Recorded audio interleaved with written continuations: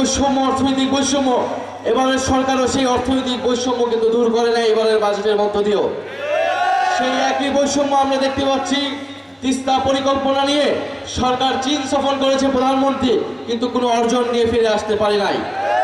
এবং এই উত্তরাঞ্চলে যেহেতু বিরোধী দলের বেশিরভাগ এমপি হচ্ছে বিরোধী দলের, ফলে পরিকল্পিতভাবে এই উত্তরাঞ্চলে কুড়িগ্রাম, রংপুরে বড় বড় বাজেট, উন্নয়ন বাজেট কমিয়ে দেওয়া হয়েছে। বড় কোনো উন্নয়ন পরিকল্পনা নেওয়া হয় নাই। এইভাবে জনগণের অধিকার থেকে বঞ্চিত করছে বর্তমান সরকার, কিন্তু আমরা এটা মেনে নেব না।